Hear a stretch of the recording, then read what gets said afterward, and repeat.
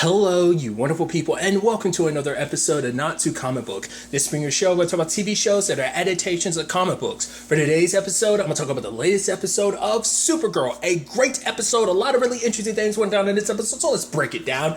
I'll give you a little behind the scenes note before we really get into this. This is actually my second time recording this review. I actually finished the entire recording, and it wasn't until afterwards I found out there were some audio issues, so now I have to re-record the whole review. So this is going to be interesting.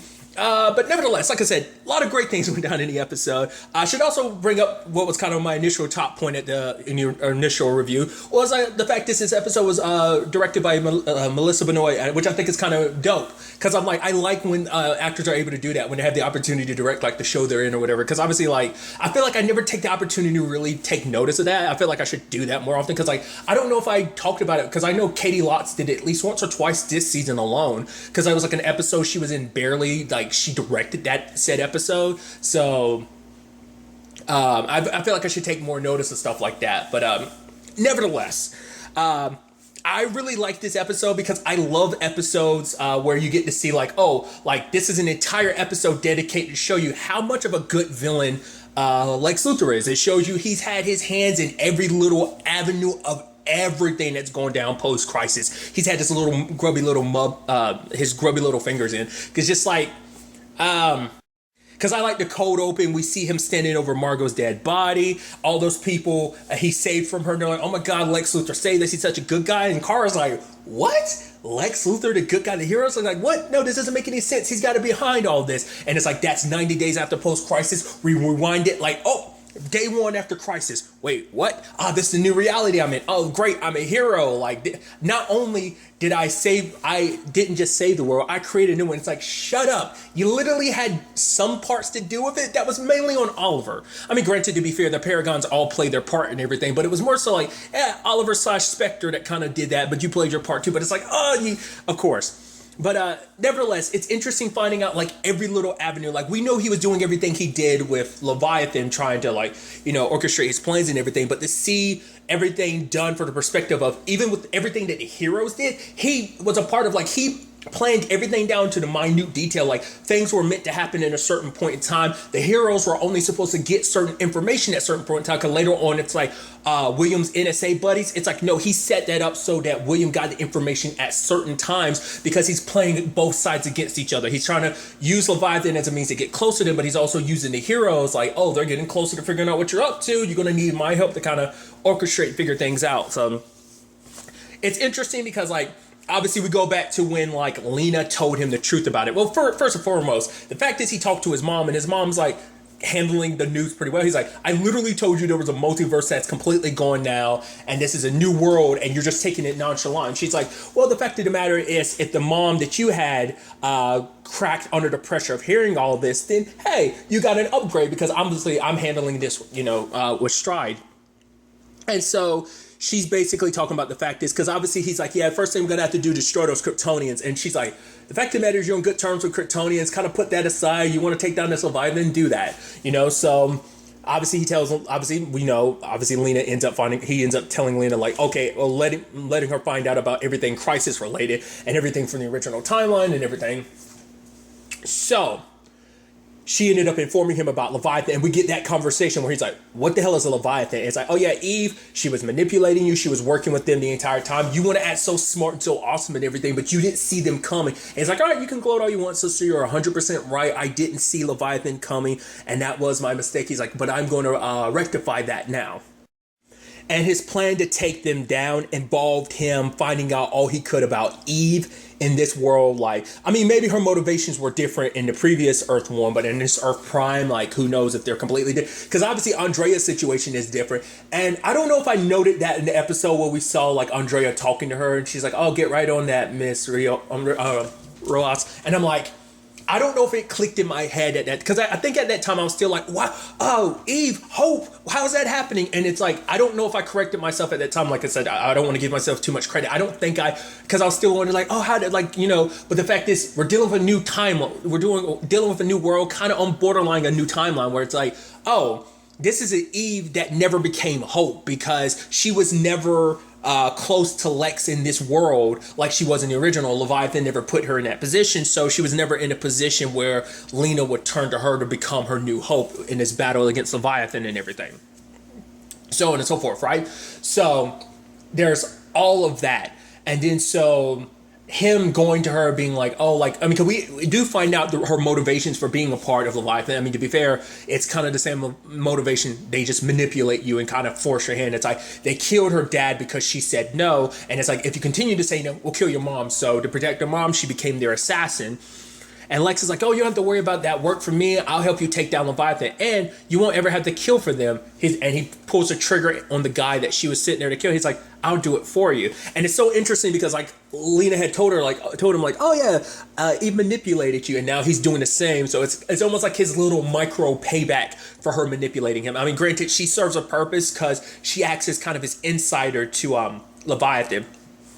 And it's actually kind of interesting when you think about like comparing her working with Lex to like Brainy working with Lex. For Brainy, it's like, I have to do this for the sake of taking down Leviathan, so on and so forth. Eve actually kind of believes in everything he does. And I think that's why he took it so personal, because like he doesn't love Eve. He never did, even in the original world and everything. But I think it was just a situation of, I kept saying Earth 1 continuity, but I'm like, no, Earth 38, because I'm forgetting, like, right. Like I said Earth 1 earlier, I meant Earth 38 because they were originally from Earth 38. I had to go back and correct myself on that. Regardless, the fact of the matter is,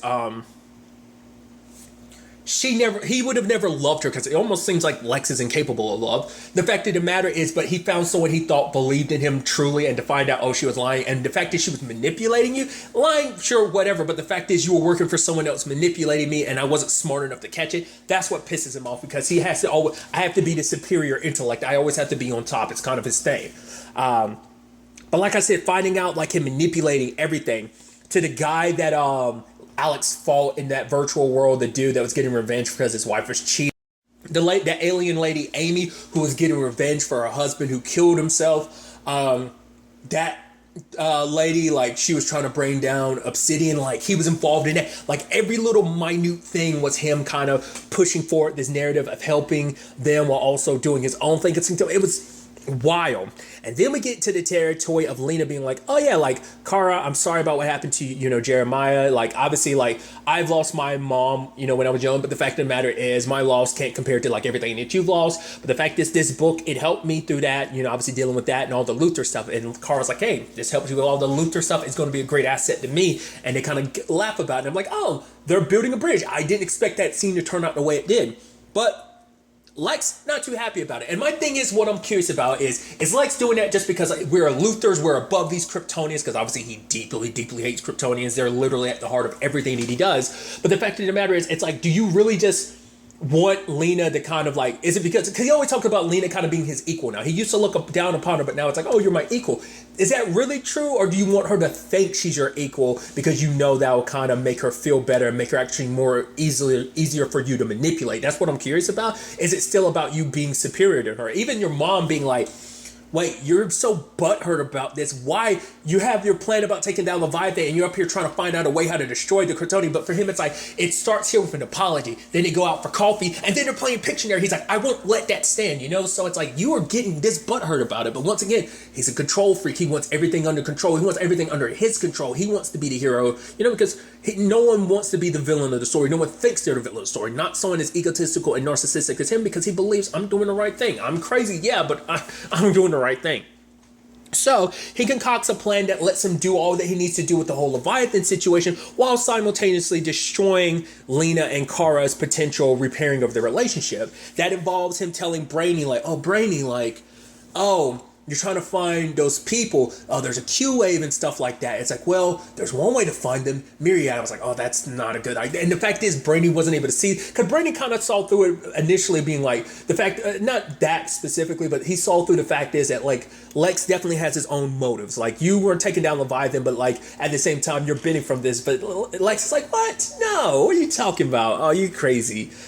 You're crazy, Brainy. But obviously Brainy brings this up to Kara, and Kara's like, all right, no one will get hurt, right? It's like, right, okay, this will help us track down the people. She goes to the Fortress of Solitude, but her using Myriad the way she is counteractive to what Lena is doing in her research, and Lena's like, wait, this is Myriad. Wait, she did this? I thought we were repairing our relationship. And Lex is like, oh, we should go down. I mean, if you take me there, if you told me where it was, I could go down there and shut it down. She's like, you going to the Fortress of Solitude, last place you need to be. So what I'm going to do is I'm going to go myself to see it firsthand. And she sees it. And it's like, why are you here? It's like, what are you doing? The fact of the matter is, oh, Myriad is too dangerous for me to use, but for you to use. And obviously now Lena's like looking at it as like hypocrisy. But Kara's like, I'm trying to find missing people. Your brother's involved. And she's like, oh yeah, like everything's behind my brother. I'm like, are you forgetting? Like, I think she's so blinded by like Lex turning over a new leaf and actually being a decent brother and everything. It's like, are you forgetting that your brother is a megalomaniac? Once again, we forget the same man that a couple years ago tried to create a red sun that would have killed millions of people just to kill one Kryptonian, you know? So, like, I think nothing he does, no good he does is going to erase that. But to be fair, it's like, also part of me is like, you know about Crisis and everything. Sure, you weren't around to deal with the ins and outs of like the duplicitous shit that your brother was up to. I'm sure he left out a lot of duplicitous stuff that he did. Like, oh, let's not forget he technically killed Superman from another world just so, well, to be fair, he, not just that, no, I'm forgetting. He literally went to different universe. He went to different Earths while everything was going down during Crisis. He took that opportunity to kill Supermans from other worlds. Then he ended up killing, obviously, Brandon Routh's Superman from Superman Returns, killing him so that he could take his place as a paragon of courage, not the paragon of truth, sorry. So it's kind of like,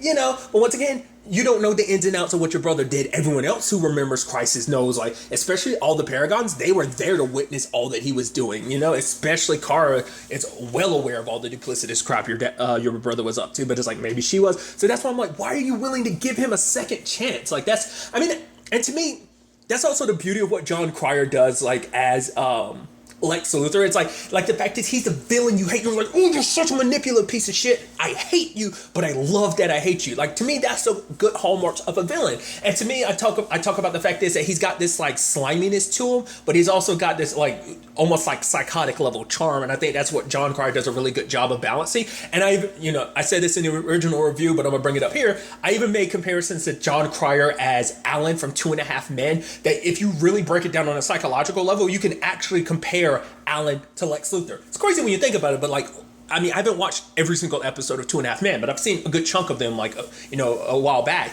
But it's like, Alan can be very manipulative, and it's like, oh, those are interesting traits that kind of carried over from him playing Alan to him playing Lex Luthor. I think it's just kind of interesting when you really break that down. That's just me, but still, I think, like, you could probably bring down blow by blow of like examples of how Alan and Lex Luthor are actually very similar. So it's almost like interesting that, you know, same actors playing the same character. You get what I'm trying to say.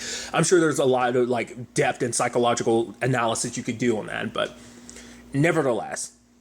And then nevertheless, like, Lena's still pissed at Kara, just destroys the relationship. There was an assassin there. He lets out a Sun Eater. It takes down Kara. It proceeds to destroy, trying to devour their son. Lo and behold, who shows up? Magan, which I'm super happy about because I saw Sharon Leal. I'm probably saying her last name wrong. That's the actress who plays Magan, aka Miss Martian. And I saw her name. I was like, oh, we're going to get some Miss Martian. She's there. I'm like, yeah. She's wearing a suit and everything. I'm like, yeah. I was like, dude, I wish I could. I was like, oh, man, I would love to get to see more of you. But obviously, she's dealing with everything on Mars with, like, Malefic and everything, too. So, but nevertheless, I was so excited about that. And obviously Kara's wearing like a Lex suit because it's kind of acting as like a small sun generator for her. So luckily they don't kill the thing. They just shrink it down to size and put it back. And it's like, oh, like, who's this assassin work for? And Magan's reading him and it's like, oh, he works for Leviathan. So this doesn't directly point to, because yes, it's true, but technically this is all set in motion because Lex is the one that kind of gave Gemma the idea in the first place.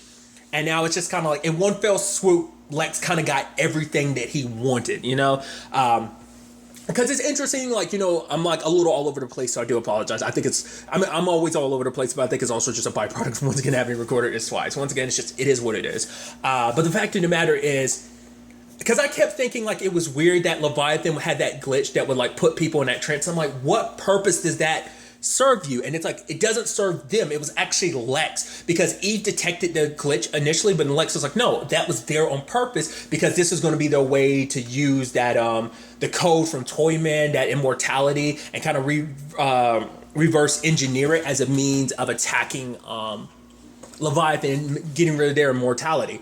that was kind of the initial plan. So it's like, because them doing what they're doing, that little code break, like Leviathan wants to fix it, but Eve was there to be like, no, it can't be fixed. Oh, we'd have to shut down the whole thing, because that's why Margot was there to kind of clean house, like hide away all the people trapped in the VR, because if it came out, like it would shut down the launch of obsidian lenses, and they didn't want that, especially because it's supposed, it's a worldwide thing. Because even when they were fighting the Sun Eater, you saw all across the world. Side note: the dude in Mississippi, I could be mistaken. I swear, I swear that's Jason. That's Jay Muse, right?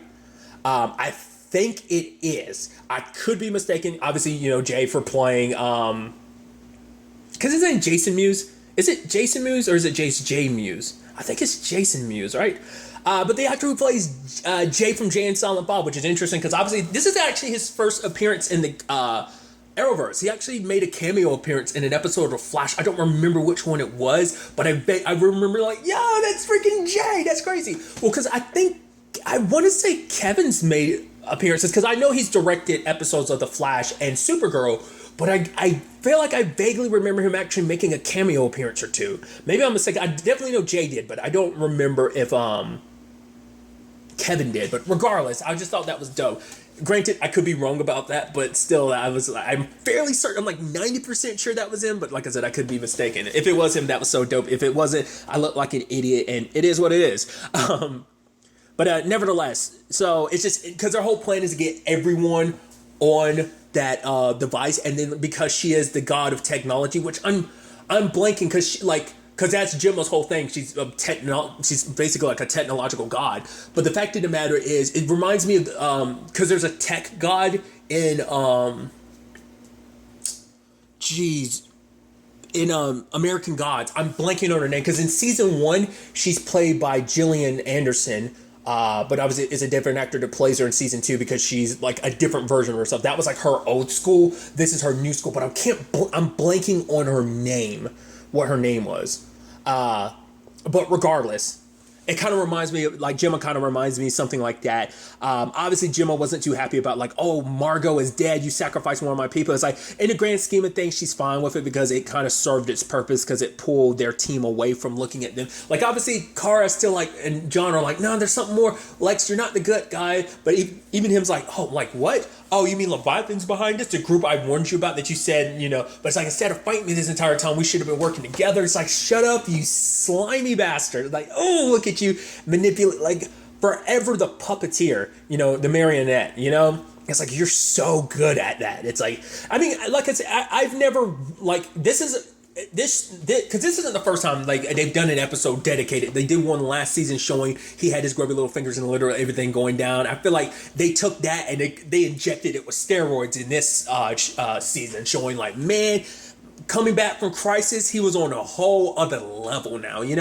And so, to me, like, I've never watched I feel like I'm not that well versed in Lex Luthor as a character. I'm familiar with the character because of Smallville, because of the animated show from the 90s, but even then, I'm not that well versed in it. Obviously, the one that I go to the most is Michael Rosenbaum, because that's the one I remember the most, but also it's because, like, a couple years ago, I binged on the entirety of Smallville, so that's why it's a lot clearer in my head. So, this is an example of really getting to see that full-scale evil genius of just, like, how much on a different level he is, why he is considered one of Superman's greatest foes, because it's on some next level shit like this. Pretty impressive for just being a human, like being able to kind of go toe to toe with Superman in this regard, just because you're able to manipulate and think so far ahead. It's just like, it is a constant game of chess and he's always winning, even though, like, it's actually nuts, and then it's like, there's so much, like, Gemma is being pushed into a position by Lex to be like, I mean, like I said, it was actually pretty dope because we actually got to see what she actually looks like. I don't know if that's full scale what she looked like, but the whole red eyes and if her skin kind of going a little metallic like that, like, we don't know if that's like her full scale. It looks like that might have been part of her, like her going part alien form, not full alien form, maybe it's the full form, but whatever the case may be, now Lex is pointing her towards, it's like, okay, they've all served their purpose. Now it's time for my plan to come through, for me to wipe out Supergirl. It's like, you're literally trying to stop something that's going to destroy the world, but you're like, along the way, why don't I use this as an opportunity? I'm going to wipe out Leviathan anyway. Let me go ahead and wipe out Supergirl while I'm at it too. It's like, that's the thing his mom had warned him about, being so short-sighted, like that he's so focused on that. But for him, he's like, I can swerve this plan to include taking down Supergirl. So all that's happening. And I'm curious, it's Brainy, because Brainy's the one that, it's like, oh, that Sun Eater came from the one place, and that was the